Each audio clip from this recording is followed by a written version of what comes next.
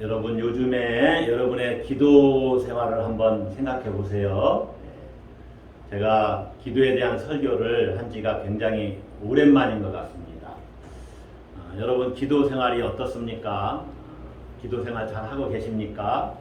어떤 분들은 새벽 기도 나와서 새벽 기도회에 나와서 기도 생활을 계속 유지하는 분들이 있을 것이고, 또 어떤 분들은 눈을 뜨자마자 일어나서 이제 기도 시간을 정해놓고 기도하는 분들도 있을 것이고, 아니면 잠자리에 들기 전에 기도하시는 분들도 있을 것입니다. 그렇지 않고 일상적인 특별한 기도 시간을 정하지 않고 그냥 식사 때만 식사 감사 기도를 드리는 분들도 있을지도 모르겠습니다. 아니면 또 어디서 창피해서 식사 기도도 제대로 안 하고 그렇게 하루하루를 보내는 분들이 있을지도 모르겠습니다. 예수님은 습관을 좇아서 늘 일정한 시간을 정해서 이렇게 기도하셨습니다. 오늘 본문에서도 1절에 보면 그 11장 1절에 예수께서 한 곳에서 기도하시고 마치셨다. 예수님은 평상시 늘 기도하는 습관을 가지신 것이죠. 어떤 내용으로 기도하셨을까? 많은 부분은 예수님이 기도하신 내용이 이렇게 드러나 있지 않지만, 겟세마네 동산에서의 기도나 요한복음 17장에서의 기도를 보면 예수님은 제자들을 위해서 기도하셨고 자신의 소명을 따라서 기도하셨다는 것을 우리가 볼 수가 있습니다. 오늘 우리는 그 예수님이 제자들에게 가르쳐 주신 기도가 무엇인지 볼 수가 있고, 그리고 기도가 얼마나 중요한지를 볼 수가 있습니다.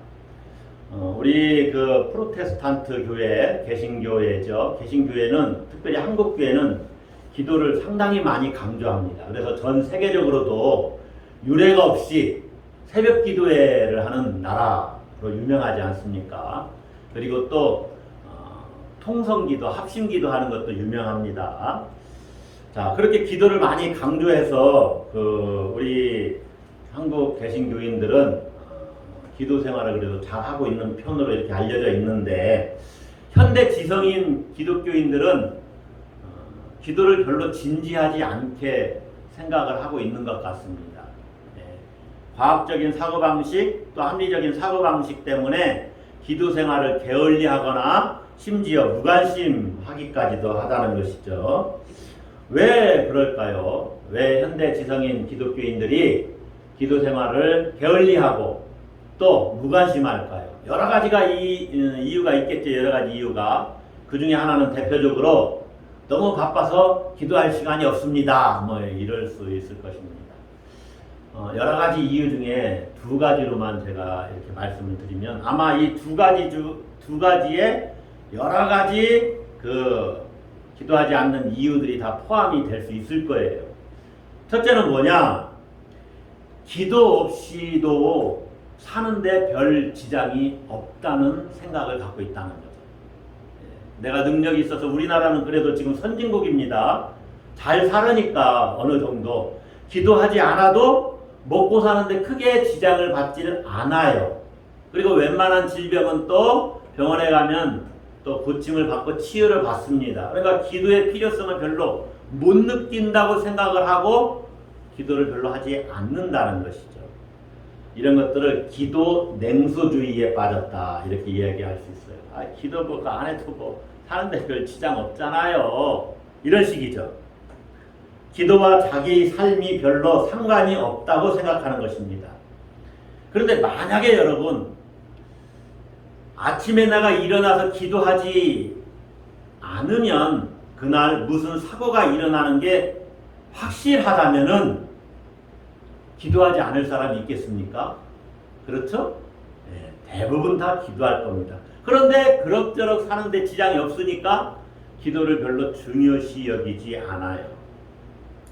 자, 이 기도에 대한 그 오해가 있을 수 있는 것 중에 하나는 이런 것들입니다. 일정한 시간을 정해놓고 기도하는 거 너무 좋습니다. 또 새벽 기도에 나와서 기도하는 것도 너무 좋은 일이죠. 그게 전혀 나쁜 건 아닙니다. 그런데 만약에 일정한 시간을 정해놓고 기도하다가 한 번 빠뜨렸어요. 어떤 일이 있어서, 바쁜 일이 있어서. 또 너무 피곤해서 새벽에 그날 못 일어났네요. 그럴 때 기도에 한 번 빠졌다고 해서 왠지 자기에게 불행한 일이 일어날 것 같은 느낌을 갖는다. 이런 것들은 실제로 건강한 기도 생활을 하고 있는 것은 아니라는 겁니다. 왜 그렇습니까? 기도에 한번 빠졌다고 어떤 불행한 일이 내게 일어날 거라고 생각하는 것은 기도 생활 자체에 지금 노이로제 현상에 빠져 있다는 거예요. 아주 신경증적인 그러한 질병과 같은 그러한 강박관념에 강박증이 나를 누르고 있다는 거예요.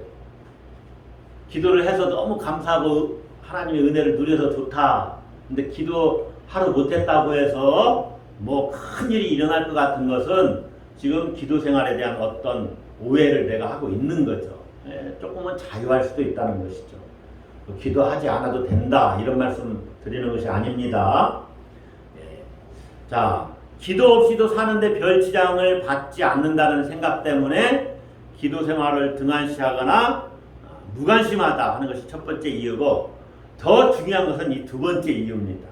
왜 기도를 게을리하거나 무관심하냐?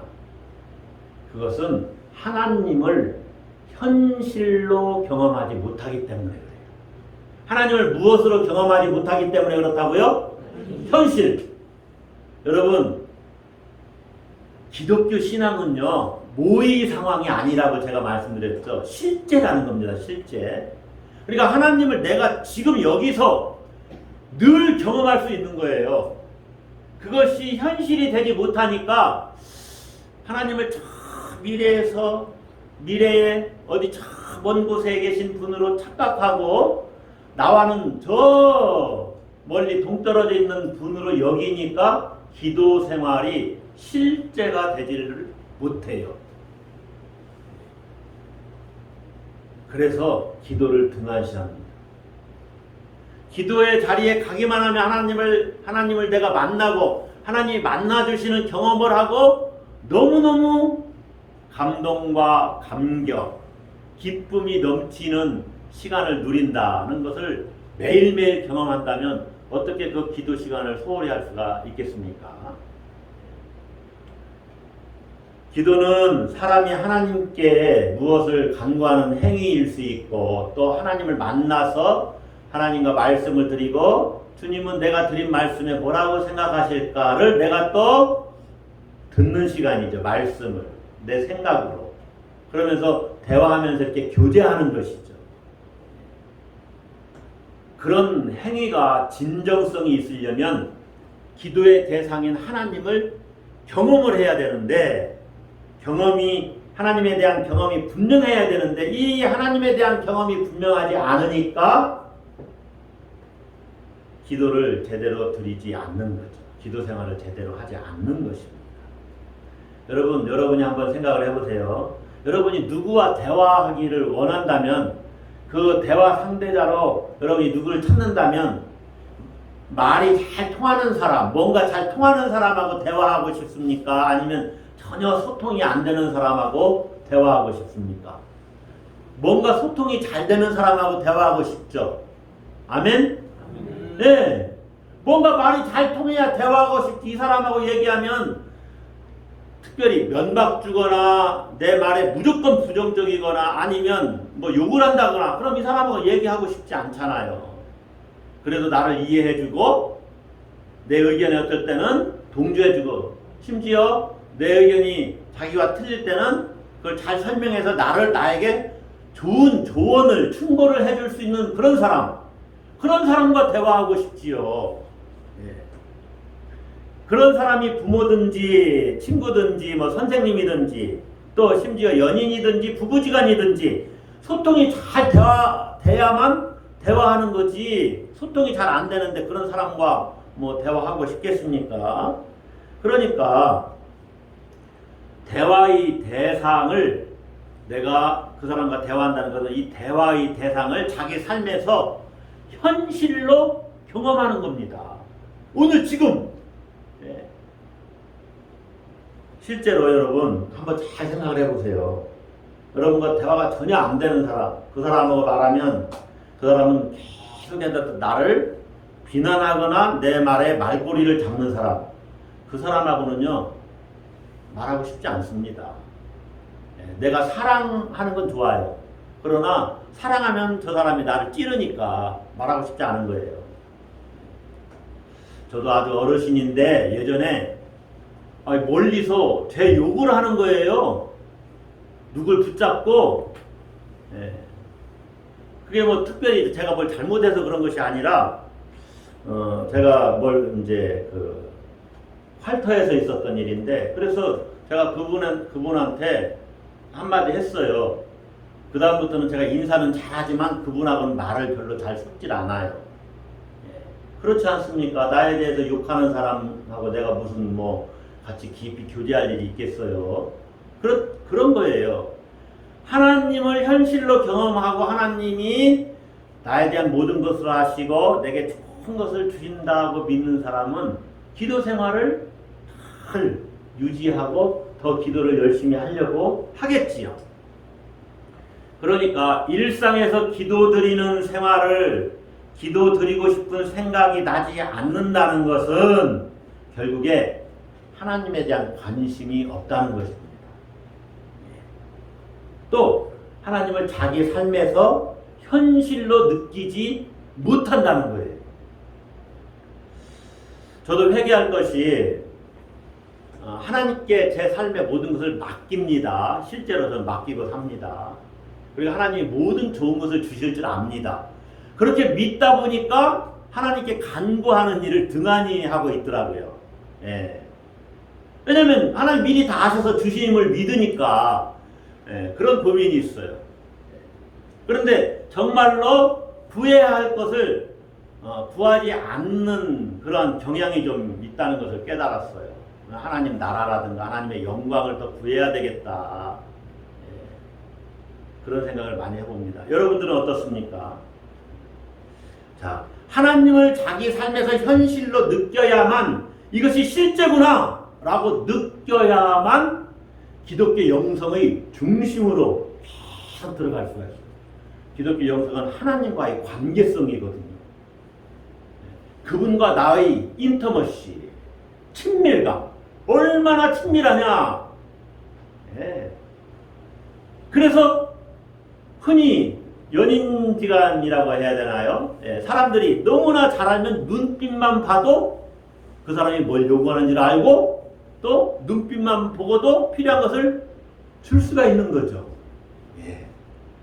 하나님과의 친밀성이 그런 거지요. 자, 여러분, 예수님의 제자들은 예수님에게 가서 이렇게 요청을 합니다. 주님, 요한의 제자들에게 자기 제자들에게 기도를 가르쳐 주는데, 이 랍비 전통에, 유대교 전통에 있는 겁니다. 선생님이 제자들에게 기도를 가르쳐 주는 것이죠. 요한의 제자들에게 기도를 가르쳐 주는데 주님도 우리에게 좀 기도를 가르쳐 주세요.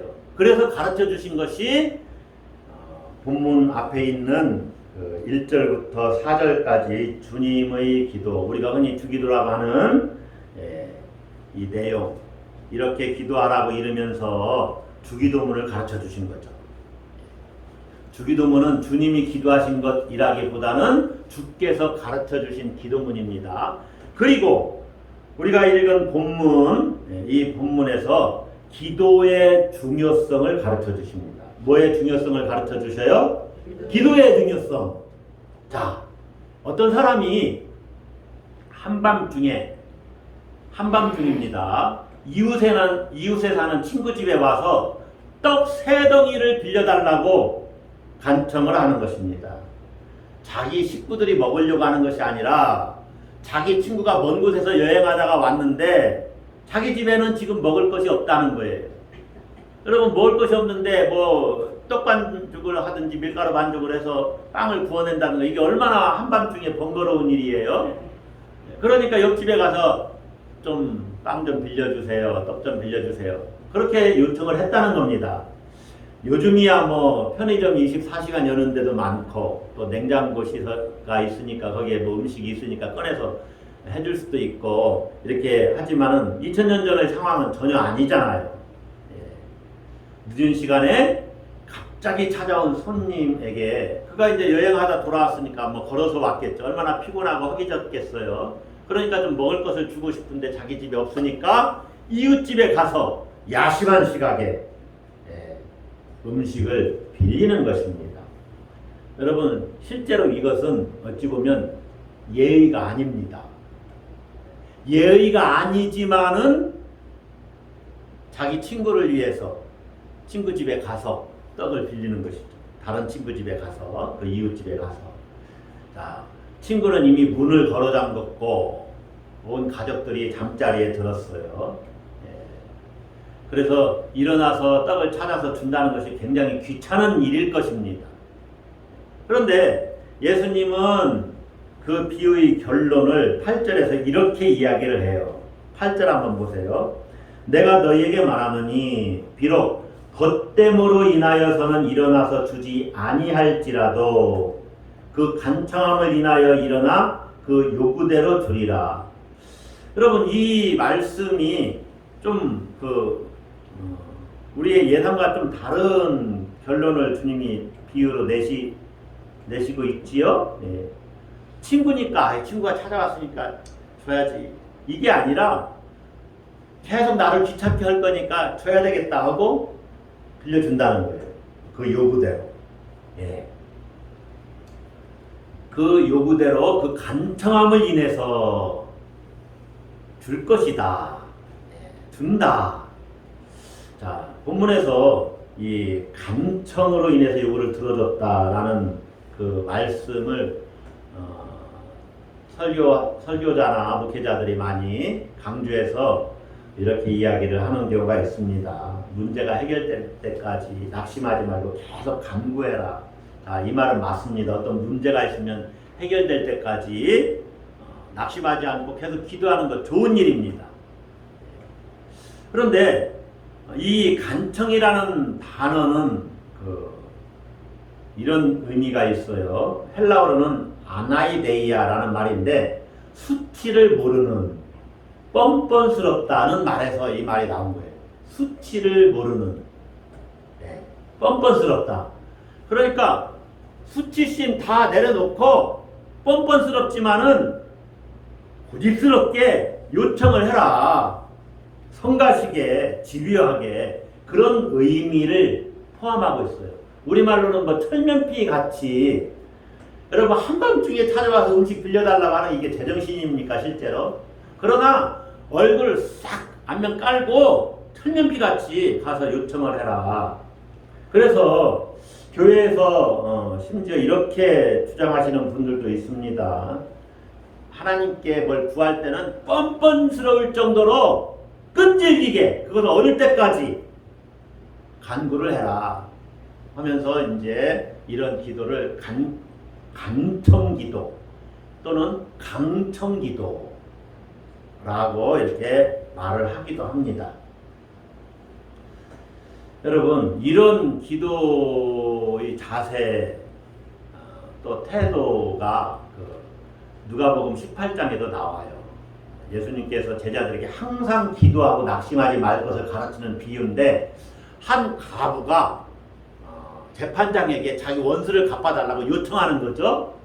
그런데 처음에 재판장은 과부의 요구를 무시합니다. 그러나 과부가 하도 귀찮게 막 와서 간청을 하니까 어쩔 수 없이 과부 요청을 해결해 주려고 마음을 바꿨다는 내용입니다. 그러니까 이 기도하지 않는 세대에는 이런 기도에 대한 교훈이 우리에게 필요할 수는 있어요.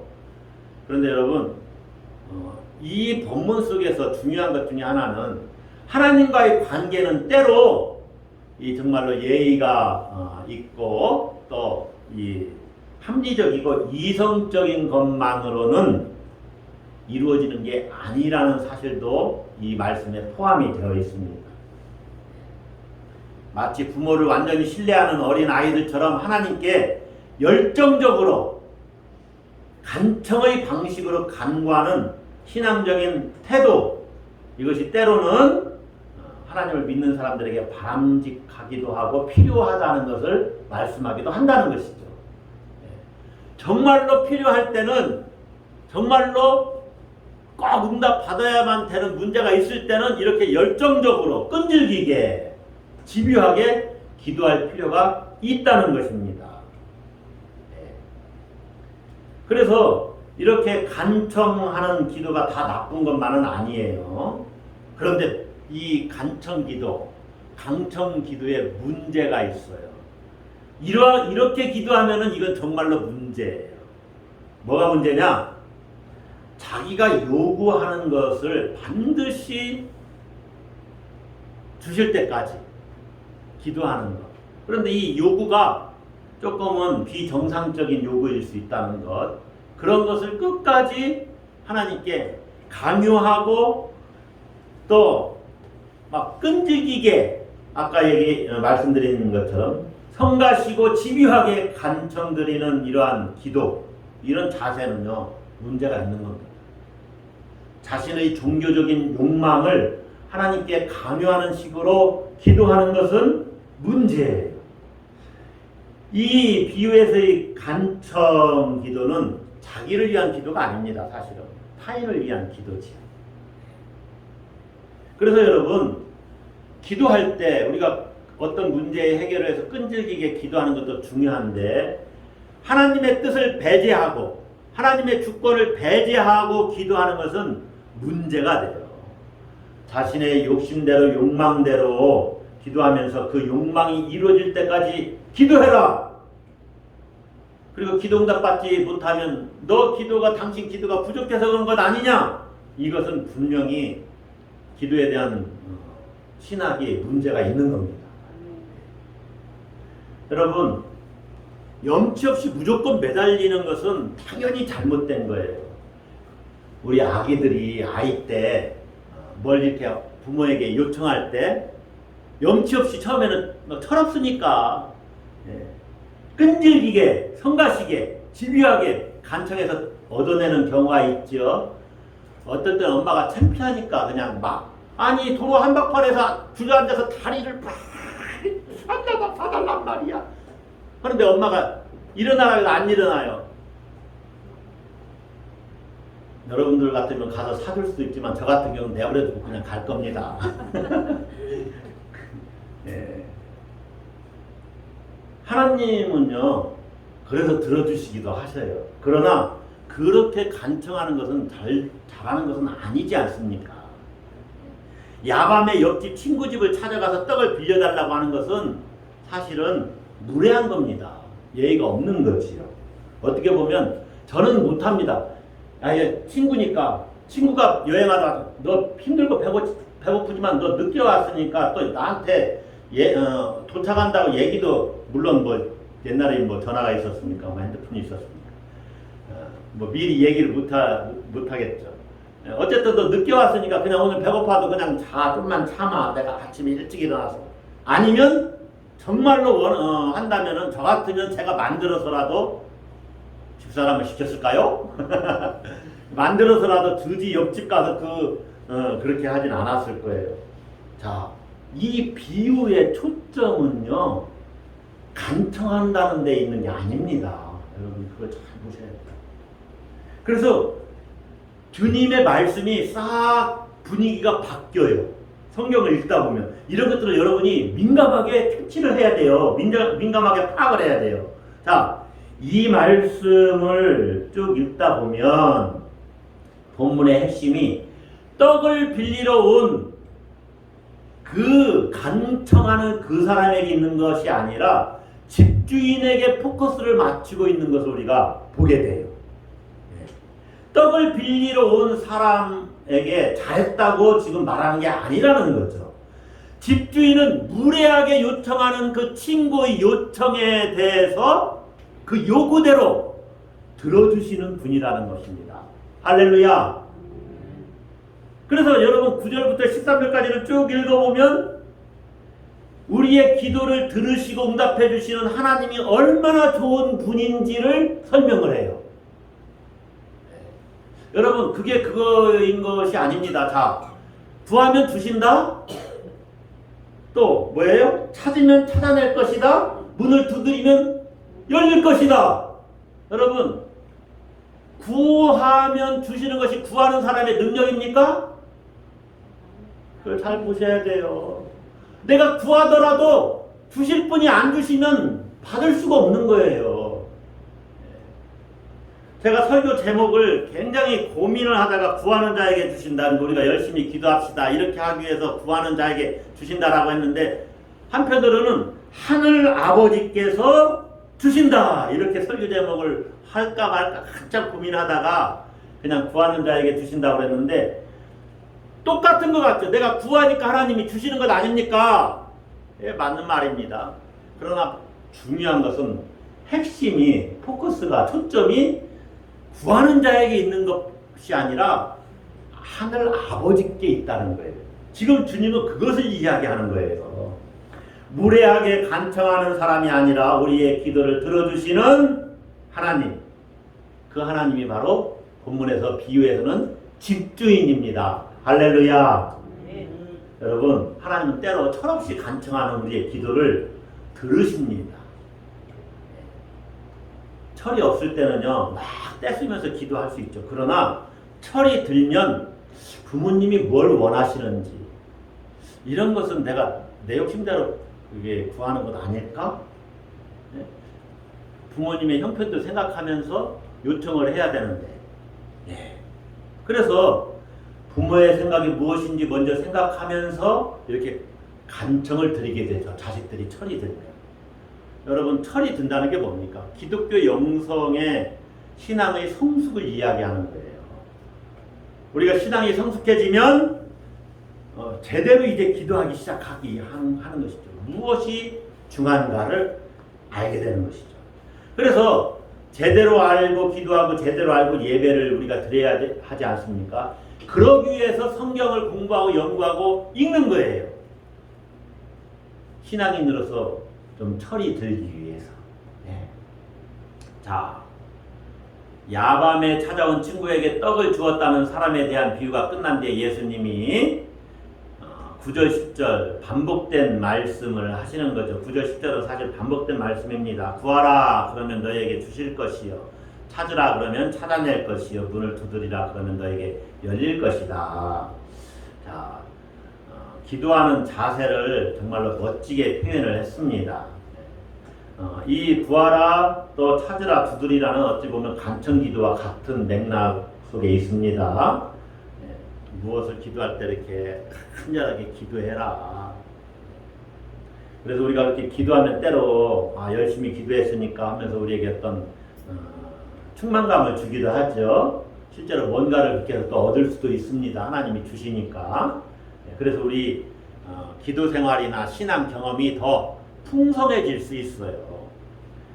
자, 예수님이 이렇게 구하라 말씀하시면서 이렇게 보충 설명을 하시는데, 이런 이야기입니다. 11절 12절 보세요. 너희 중에 아버지 된 자로서 누가 아들이 생선을 달라는데 생선 대신에 뱀을 주며, 자식이 생선 달라고 하는데 뱀 줄 아버지가 없지요? 또 알을 달라 하는데 전갈을 주겠느냐? 그런 아버지는 없다는 거예요. 그러면서 주님이 결론적으로 13절에서 이렇게 이야기를 합니다. 너희가 악할지라도, 그러니까 인간의 본성은 다 악하다 그 말을 전제하고서, 너희가 악할지라도 좋은 것을 자식에게 줄 줄 알거든. 다 같이 그 다음 읽습니다. 하물며 너희 하늘 아버지께서 구하는 자에게 성령을 주시지 않겠느냐. 자, 너희가 악할지라도, 인간 아버지는 자식에게 다 좋은 거 주려고 합니다. 그런데 인간 아버지보다 더 좋으신 하늘 아버지께서는 어찌 더 좋은 것을 주시지 않겠느냐. 마태복음에서 오늘 병행 구문인 성경 말씀 읽다 보면은 구하는 자에게 좋은 것을 주신다라고 이렇게 결론을 맺는데, 오늘 누가복음에서는 성령을 주시지 않겠느냐 이렇게 결론을 내주셨어요. 주님. 네. 성경 기자가 이렇게 성경을 기록한 것일 수도 있고, 어쨌든 주님의 말씀에 너희 하늘 아버지께서 구하는 자에게 성령을 주시지 않겠느냐. 여러분, 구하고 자꾸 두드리는 사람이 아니라 거기에 반응하시는 하나님이 핵심이라 그랬죠. 사람도 자식에게 좋은 것을 주시는데 하물며 하나님이야 오죽하겠느냐 그 말이에요. 이것이 핵심이에요. 우리에게 좋은 것을 주시는 하나님이라는 사실, 좋은 것을 주시는 하나님, 이것이 우리가 기도할 수 있는 토대입니다. 그 하나님에 대한 신뢰를 갖고 구하면 하나님이 반드시 좋은 것을 주신다. 오늘 본문에서는 성령을 주신다 이렇게 결론했지만, 여러분 하나님께서 여러분에게 좋은 것 주시는 분이신 것을 믿으십니까? 네. 사실은요 그것은 진리입니다. 그런데 우리가 일상 살다 보면 이런 경우 있잖아요. 하나님이 늘 좋은 것만 주시는 게 아니지 않습니까? 우리 자신과 주변에 불행한 일들이 일어나잖아요. 그죠? 불행한 일들이 일어나요. 삶 자체가 힘들고 어려울 때도 많습니다. 그럴 때 우리는 하나님을 원망할 수 있습니다. 원망할 일이 생겼으니까 원망할 수 있어요. 탄식하는 거죠. 실제로는 불평불만이라기보다는 하나님을 향해서 탄식하는 거죠. 탄식은 또 다른 기도이기 때문에. 자, 우리에게 주시는 것이 좋지 않은 것일 때는 하나님의 사랑이 의심스럽고, 좋은 것을 주시는 하나님에 대해서 의심이 갑니다. 그럴 때 여러분 우리가 한번 생각을 해볼 수 있을 것입니다. 이런 거죠. 정말 이것이 나쁜 것인가 하는 것입니다. 사실 우리는 무엇이 좋은 것인지를 잘 판단을 못할 수가 있어요. 왜냐하면 우리의 판단은 일시적이고 부분적이기 때문에 그래요. 여러분, 대부분은 좋은 대학에 가고 좋은 직장에 자식들이 취직하면 아우 좋은 일이 일어났다 하고 다 좋아할 겁니다. 그런데 오히려 그런 일반 사람들이 생각하는 좋은 대학에 가서 불행한 일을 겪을 수도 있고, 또 좋은 직장에 가서 또 뭐가 꼬일 수도 있는 거 아닙니까? 그러니까 우리는 사실 뭐가 좋은지 잘 모르는 거죠. 그리고 작은 불행도 더 좋은 일로 변화될 수도 있습니다. 그런데 큰 불행한 일들이 있잖아요. 변할 수 없는 일들, 선천적 장애라든가 자식이 부모 먼저 떠나는 그런 어떤 참척, 자식이 부모 먼저 떠나는 일을 참척이라고 합니다. 이 참척의 고통, 이런 것들을 만났을 때 어떻게 하나님을 향해서 하나님 우리에게 좋은 것 주시는 분입니다, 이렇게 고백할 수가 있냐 그 말입니다. 그런 경우 저한테 물어보면 저도 대답을 아마 못할 겁니다. 목회자지만은. 어떻게 그 일이 하나님께서 우리에게 주시는 좋은 일일 수 있을 것인지 저도 그 이유를 모르고 하나님의 뜻을 말씀드릴 수 없을 것입니다. 다만 제가 믿고 제가 확신하는 바는 그 일은 정말로 불행한 일이고 안 좋은 일이지만은 우리 하나님은 좋으신 분이시고 선하신 분이시기 때문에 우리는 잘 모르지만은, 이유를 모르지만은 우리에게 가장 좋은 것 주시는 분이시다 라고 저는 믿을 겁니다. 설득이 안 될 수는 있지만 저는 그렇게 믿을 거예요. 모든 것이 다 하나님 안에서는 좋다라고 믿고 기도하자고만 얘기할 수밖에 없을지 모르겠습니다. 자, 어쨌든 그 이유는 여러분들이 하나님께 이제 얻어야 되겠죠. 만약에 그러한 일을 만나면. 그런데 13절에서 분명히 이렇게 이야기하시죠. 하물며 너희 하늘 아버지께서 구하는 자에게 성령을 주시지 않겠느냐. 여러분, 아버지가 자식들에게 좋은 것 주시니 하물며 너희 하늘 아버지께서는 더 좋은 것 주시지 않겠느냐 이렇게 하실 것 같은데, 성령을 주시지 않겠느냐 이렇게 대답을 했단 말입니다. 이렇게 말씀하셨단 말입니다. 왜 뜬구름 잡듯이 갑자기 성령을 주신다고 하셨을까? 그것은 성령은 축복의 원천이시기 때문에 그래요. 여러분, 모든 하나님 우리에게 좋은 것 어떤 것을 주시는 것은 인간적인 어떤 것일 수 있겠죠. 그러나 성령은 하나님의 것이고 제3위의 하나님이십니다. 차원이 달라요. 여러분, 고린도전서에 보면 모든 은사의 근원이 누구에게 있어요? 은사는 누가 주셔요? 성령이 주셔요. 그러니까 모든 기프트, 선물은 성령이 주셔요. 그러니까 성령을 주신다는 것은 성령이 모든 좋은 것을 이제 주실 것이라는 거예요. 아니, 그 원천을 주신 거예요. 자, 그리고 아까 우리가 불행한 일, 어떤 일을 만나면 이것이 정말로 하나님 우리에게 가장 좋은 것 주신다고 하셨는데 왜 이런 걸 주십니까? 이게 해답이 안 된다고 그랬죠. 사실 해답이 안 됩니다. 그런데 성령을 받고 성령이 충만해지면 이것도 내 인생에서 이게 불행한 일 같이 여겨지지만 실상은 좋은 것이겠지라고 믿는 믿음이 생깁니다. 그래서 성령을 주시겠지요. 우리가 도저히 받아들이기 어려운 일들까지 그것이 하나님께서 우리에게 주신 궁극적으로 좋은 것이다 라는 사실을 영적으로 꿰뚫어보는 통찰력이 생기는 거예요.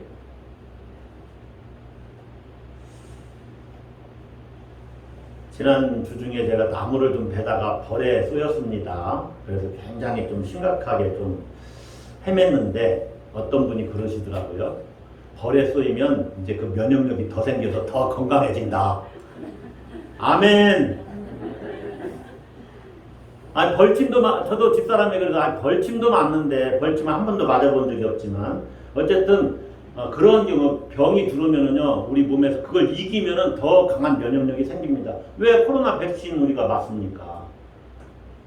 면역력이 조금의 그 코로나 주사를 하면은 이제 우리가 항체 생기잖아요. 네. 어쨌든 설교하고 뭐 연관이 있는지 모르겠지만 어쨌든 그렇게 생각을 해볼 수 있지요. 성령이 우리 안에 계시면 이제 모든 것을 믿음의 눈으로 볼 때 이것도 내 생에서 이건 불행한 일이지만 모든 것을 하나님이 하나님께서 선을 이루시는 이 과정 속에 있겠지 하면서 그러한 그 통찰력이 우리에게 생기는 거죠. 성령이 충만하면 견딜 수 없는 고난, 불행까지도 하나님이 주신 가장 좋은 것이다 라는 인식에 도달할 수 있게 된다는 것입니다. 할렐루야. 네. 우리가 끊임없이 기도해야지. 여러분, 이제 말씀을 마치려고 하는데 우리가 구하면 하나님이 우리에게 필요한 것은 다 주시고 주시는 것 중에서도 가장 좋은 것 주십니다. 할렐루야. 아유, 죽음을 뛰어넘어서 하나님이 우리를 사랑하시는데 네? 그 아들을 십자가에 주신 우리 하나님 아버지께서 어찌 좋은 것 주시지 않겠습니까? 할렐루야. 네. 우리 하나님 아버지 좋으신 분이십니다. 진정한 선, 진짜 선, 절대 선, 선하신 분이시기 때문에 우리에게 좋은 것 주십니다. 아멘. 따라서 한번 합시다. 하나님은 구하는 자에게 좋은 것 주신다. 성령을 주신다. 기도하십시오.